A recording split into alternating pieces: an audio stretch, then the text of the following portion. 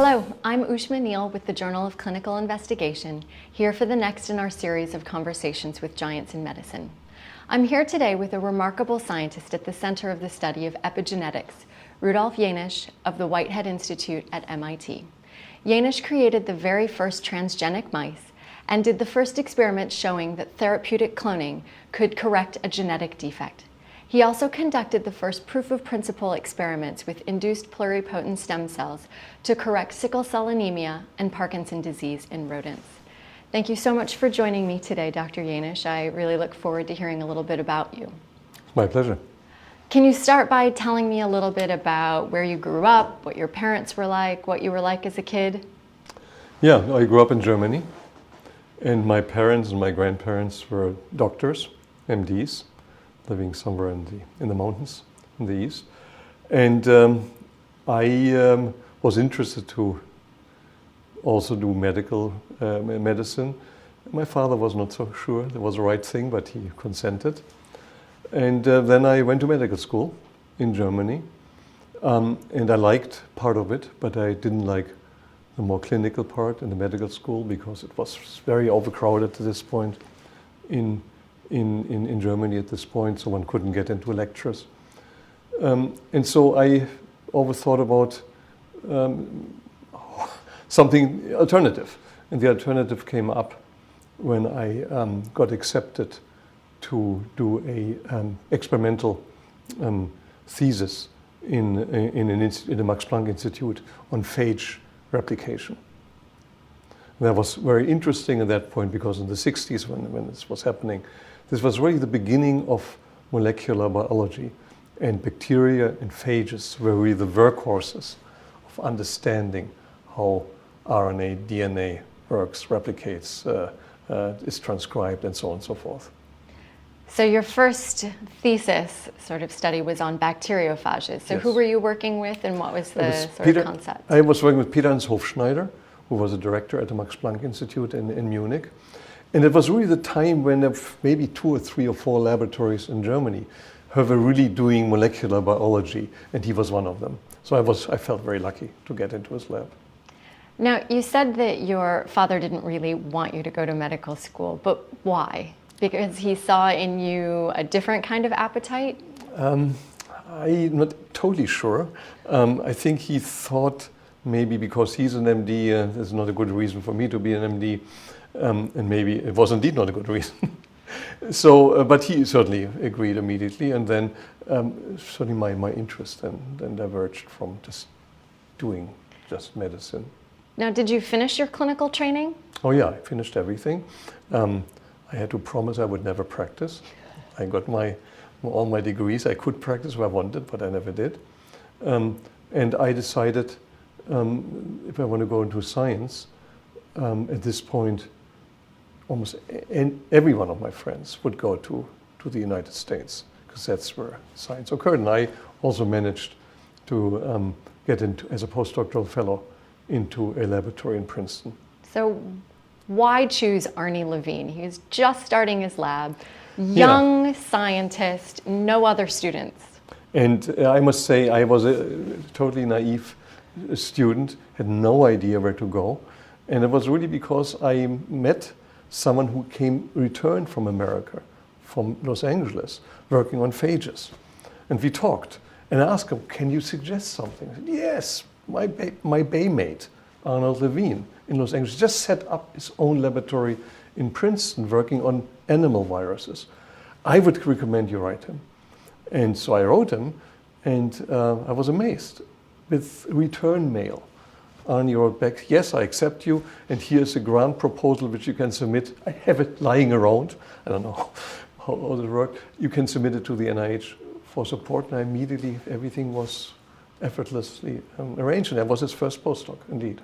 So what did you set about studying once you did arrive? Well, he worked with a small animal virus, SV40, which is a tumor virus.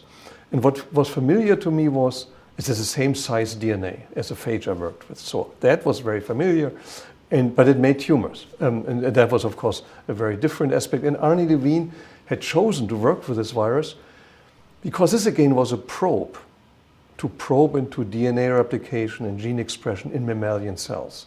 They're much vastly more complicated than bacterial cells. So this was a probe. And I think it was a very valid approach. So I got, of course, hooked onto this and worked on the replication. We learned things. But it was much more complex. Cancer is a complex issue. And these viruses do cause tumors, cancer. And that's what I found really fascinating. So one of the things that I read that you wrote in a previous piece was that what puzzled you most was the viral tropism, that SV40 caused sarcoma as opposed to liver cancer or brain cancer. Yeah, it's a very naive question. Tropism is, so I wondered, why does it only work? Because you inject it in the skin, so maybe that's only skin cells can infect, or alternatively could infect all sorts of other cell types, but there was something internally in the liver or in the brain where the virus could infect but couldn't express and make a tumor. And that was a very simple, naive question. So how do you study that? Of course, I had no idea. Until I read this one, I think, very influential paper from a very prominent developmental geneticist, Beatrix Mintz, who is in Philadelphia, so not far from Princeton. And what she made, this blew me away. She used embryos from a black and a white mouse strain. Embryos, very early embryos, 8-cell stage embryos. Aggregated those in the culture dish and then transplanted these aggregates into a foster mother. It was called a pseudo-pregnant female, so they could implant and develop 2 mice. And she got mice. And these mice were now what's called chimeric. Instead of 2 parents, they had 4 parents. So they were black and white, they had stripes. And so she did this experiment because she wanted to study some developmental issue on coat color, which I did not understand at all. But this blew me away that you could manipulate cells in a culture dish and make a mouse. I thought this was the coolest thing I've seen. And then I thought, if you could introduce the SV40 DNA into these early embryos, they would end up in the liver and the brain because these early cells would, of course, contribute to all parts of the embryo. And I thought that was really, I can solve my question. So I was all excited. I called her up. Arnie Levine was on sabbatical, so I couldn't ask him even. So he was in Europe. I had no contact with him. And so I called her up and asked her if I can visit her. And she said yes. So I went there and she was very friendly, very gracious. And I suggested that experiment to her. And she just had bought a microscope where you could do this. Nobody had done this before. But then she was very skeptical. I mean, who was I? A totally naive phage guy, right? And so she was friendly, and then I left her, so it doesn't work. So I was a bit disappointed. And then she called me back a week later and said, well, she's thought about it. I should do this experiment in her lab. And then Arnie Levine came back from Europe, and I told him this. And Arnie told me, well, I think you're nuts. But if you want to do that, it's your experiment. You can use my lab, but I have no part in it. Extremely generous. So I just commuted between Princeton and Philadelphia, and Mintz showed me how to, really everything I know about mouse genetics. I mean, how you use it, how you culture embryos, and eventually how you make mice. And so I worked, this was really very fruitful. And then I made my DNA in Princeton and took it with me to Philadelphia and injected this, and marvelously, I got mice, so I was really excited. But the mice were totally normal. So they didn't even develop sarcomas? Nothing. So what to do now? So, the question, did the whole experiment work? So in other words, was there any SV40 information in these mice?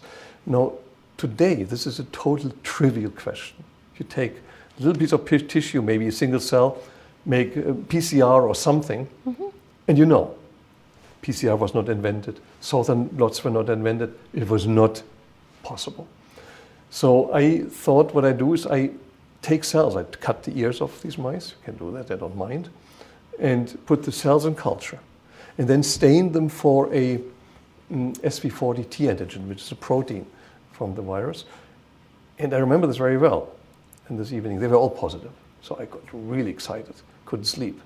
The next morning, I did the assay with control cells. They were all positive. So it was a bad antibody, obviously. So this was stuck there. I was really stuck. And then I got my first job at the Salk Institute in California. And this was really the greatest could happen to me. First of all, it's very nice. Salk Institute is a terrific place. And I got colleagues who really helped me along. And I'll just give you some examples. So it was a time, beginning of the 70s, when people began to do cloning of DNA.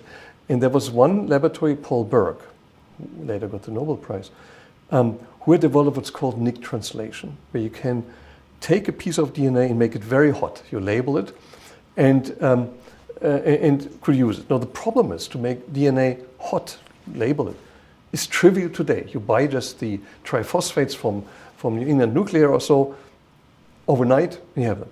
Nobody saw them. Couldn't do them. So I had to learn at the Salk Institute from colleagues. One was Tony Hunter, who was a good biochemist, how to make this in vitro, in culture. I had no idea, but he showed me this. And so I could make these triphosphates, then make Nick-translated DNA. And then what you do is then in these experiments, a very old experiment, totally old-fashioned, you take the DNA, melt it, it must be very hot DNA, and then you incubate it, let it hybridize. It becomes double-stranded again. And this is a certain kinetic. Depends on the time. It's a Cott curve, time curve. And then you add your test DNA. If the test DNA contains SV40 sequences, the hot probe will associate faster. So the slope of the curve tells you there's DNA or not. So, well, it worked, and so I did this experiment and took the DNA. Min sent me all the mice, took the DNA from their organs and did the Cott curve, and lo and behold, they had the DNA in the brain and the liver and the kidney. I was totally blown off. So clearly they were the first transgenic mice. And we published that, and Paul Berg, who had not published Nick translation, was not part of the study. He just gave me this, and I published his method. I mean, it's just something wouldn't happen today. So it was really very generous of all this. But so this was interesting, but it left the message.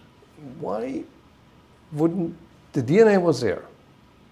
Were there no tumors? Even not sarcomas. Right. I was really scratching my head. Why? What's going on? Of course, I didn't know there was epigenetics, and it wasn't really invented, this word. And so I was very interested, but I didn't know how to study it. But again, at the Salk, at this point, two other young faculty came from Boston, from David Baltimore's laboratory.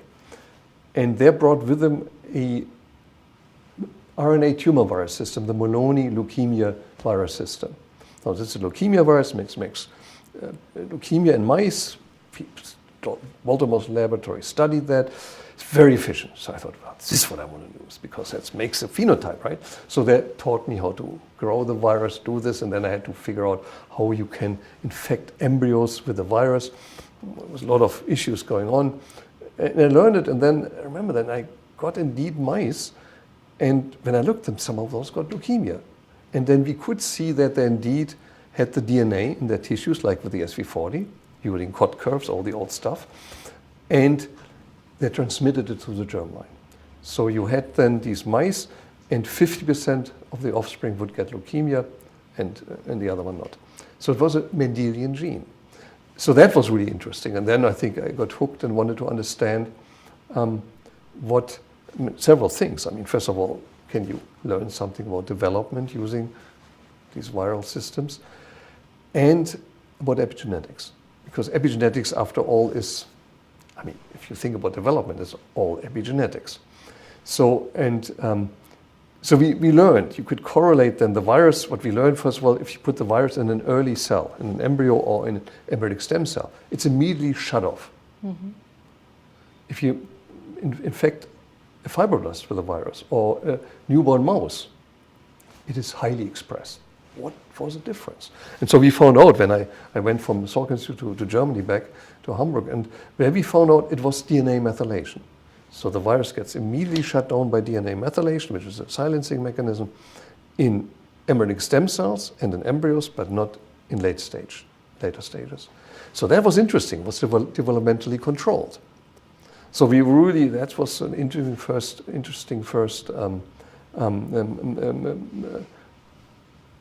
sort of point which I got very interested in epigenetics. So, two things. First, you're surrounded by these brilliant minds at the Salk. It's sort of like an academic Shangri-La. So why would you leave that to go back to Germany? Yeah, I wonder. I got an offer to go to Hamburg, and I was very young, and so then I thought, well, I mean, I almost felt almost like obliged to go there. So, and then I didn't look at. They offered me quite nice things, and Hamburg was an interesting city, but it was really going. I was very depressed when I arrived there. So, yeah, good question. And you stayed there 7 years? I stayed there for 7 years. And we did some interesting things. We used the viruses as probes to probe into development, because these viruses, when they integrate into the germline, they can mutate genes. This was before there was cloning really known. You can mutate genes, and you can isolate the mutated genes because a virus marked it. Mm-hmm. So we made many mouse mutations which affect development, and we could study this, so that was interesting. So I stayed there for 7 years in Hamburg until I talked with David Baltimore, who had just founded the Whitehead Institute, and he offered me a job to go to Boston.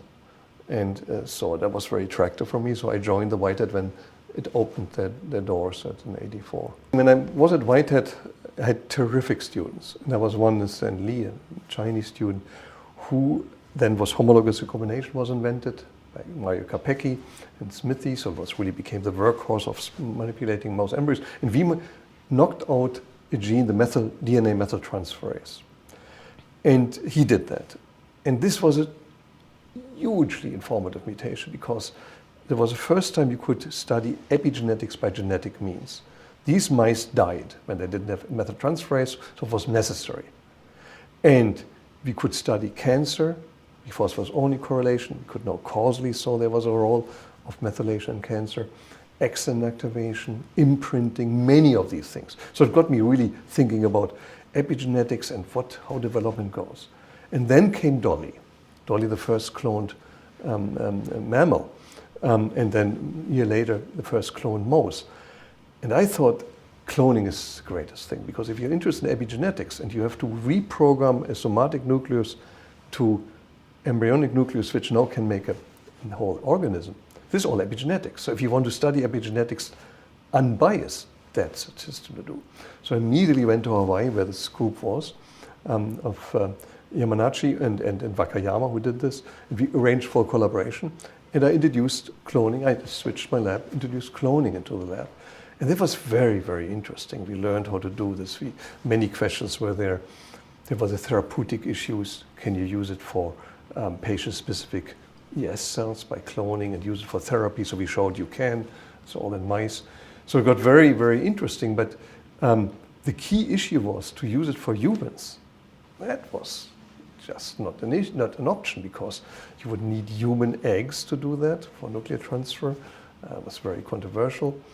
And it would be inefficient, and it was not practical. You can't get human eggs from women, because it's dangerous and it's not really useful for the donor.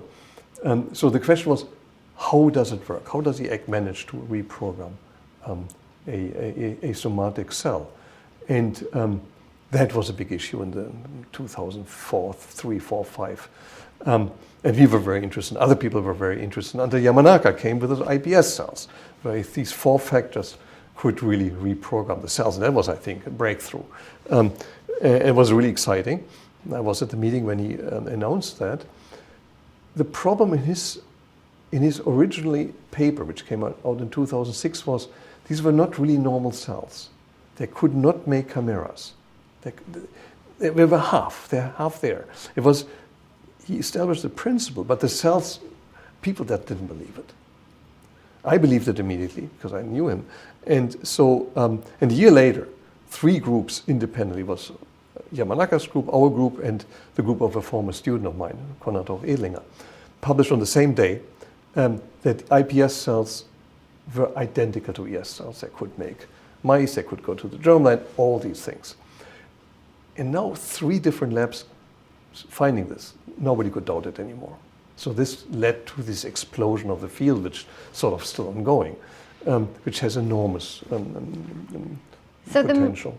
Yeah, the more that you're talking, the more I'm realizing that you've been very quick to pivot your lab, especially when it comes to new technologies, new ideas, and you've been a pioneer in terms of different sort of cell creation. So how much do you think you counsel your trainees to work on new scientific topics as opposed to new methodologies of investigating scientific topics?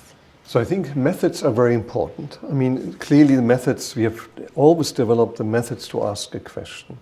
I'm not interested in developing methods for the sake of methods. Many people do, and it's very important.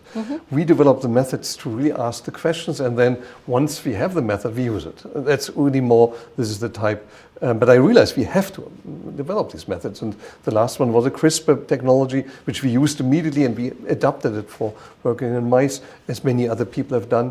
I think that's important. But then it's more the biology, which is certainly in my interest, to use this technology to ask a relevant question. Now you bring up CRISPR, so again, you've been very quick to adapt to the changing technologies and using this for manipulation of stem cells, iPS cells in your lab. I was just reading yesterday in the New York Times when you were quoted about the use of CRISPR on human embryos. So you've also always been at the center of the international debate about the ethics of cloning and stem cell use. So where do you stand right now in terms of, or where does the world stand in the ethical debate about the use of these controversial cells and methods? Right. I think it's a very complex issue. So what this CRISPR technology is so efficient that indeed we can introduce this and make design mutations in mice with a very high efficiency just by putting this into the zygote. So before it had to go via embryonic stem cells, it was very complicated, took a year and a lot of time and knowledge. Now it's very simple. It has really simplified things, so this really has revolutionized the way we can manipulate genes. So it has been already applied to many species, for example, to make design monkey mutants. So primates which have a pre-designed mutation in genes which people want to study, like autism also. Now that's very interesting. It works in monkeys, of course it would work in humans. So now comes the issue. So my opinion is if you want to apply a technology to humans, you really have to think hard and have to discuss it. And society, many people have to say, we want this or we don't want this. I don't think one can prevent research. That's probably not a good thing. But the application should be really strongly and clearly defined and regulated. Should we do it in humans? That's a much more important question. So the scientific question as such is rather not very interesting. Right? It's worthwhile to ask. So I don't want to, I think one can ask this question, but probably one should do it under the right conditions. But the more important question is, should we do that? And there, of course, comes huge debate, and a debate which has not yet occurred to any large extent, and is necessary. So should we do it? And we can ask the question first, why should we do that? So the argument you hear from those who push it or maybe are in favor, you could eradicate a disease gene. I believe this is a weak argument. I'll tell you why. If you have a disease, like a terrible disease like Huntington's disease, it's a dominant disease. If you have the mutant gene, you will get 100% Huntington's. Pretty bad. And you could argue we want to correct that gene. I believe this is just not possible. I will tell you why. So if one of the parents have Huntington's disease, 50% of the embryos will carry the gene and 50% not. Very simple. When you do know the CRISPR correction, there's no way to genotype at the zygote stage who is the normal and who is the mutant. There's no way, because it's only one DNA and you want to correct the DNA, you can't do this at this stage. So therefore, in 50%, it will mutate a normal embryo, a healthy embryo. This is totally unacceptable, to my opinion. So already this is just one consideration why I would think for disease correction, this is not a good method. It's not acceptable. And we have all the other abilities, for example, implantation diagnosis, to test does a given embryo carry the gene or not, and then not implant the diseased embryo. So this is perfectly fine, so you don't need that. And some people argue, well, don't do it at the zygote stage, but do it later and to inject it. You have to inject it at the zygote stage. It doesn't work otherwise. So I think that's a problem. What could you use it for still? Well, you could use it for enhancement. So if you want to add a gene, right? Add a gene to a healthy embryo and change the phenotype, the properties of the embryo, of the offspring of the superhuman of the human, make them larger or whatever people want to do, and it should be then a single gene. It's not that none of these things are very easy. Yes, you could do that. That I think would be possible and would be probably scientifically. Probably people have done this in mice and will be doing it now in primates. And then the question is, should you do that? Is that something that the society wants to do? And this is, to my opinion, not a scientific question. It's really a ethical, moral question which the society has to debate. Do we want that? And this debate has to occur. So there were two opinions now published in Nature and Science. One said ban all manipulation of human embryos, period. And the other one was no, do the research under certain precautions and very clearly defined conditions, but really make a moratorium on any application. So these are the two possibilities. And I believe that the banning everything is just not a feasible thing to do. One cannot ban research. Even if the experiment might be not super interesting, because it's predictable when you do it with human embryos, you still want to learn it. But that's, to my opinion, is fundamentally different from application to affect a human being who can't be asked for its permission because it's manipulated at the embryo stage. Now, stepping away slightly from genetic manipulation to cell therapy and implantation of corrected cells, iPS cells, for things like Parkinson's disease. Mm-hmm. In 2008, I read where you said, we're not right around the corner, but I can see it on the horizon. In 2015, how much closer are we to actually being able to use cell therapy? So I think we are closer, but I would say it's also not around the corner. So I think there are many issues to be resolved, but I think it's much closer now. So there were quite a number of issues, safety issues. So we had to make iPS cells which were not genetically modified. That's no routine, we can do that. We had to learn how to differentiate these cells to the right cell type. That works for some lineages, not for others. So you mentioned the sickle cell anemia experiment we did in mice. This would be perfect in humans to do that because bone marrow transplantation works, and it would be with CRISPR almost trivial to correct the bone marrow cells of a patient affected with this terrible mutation.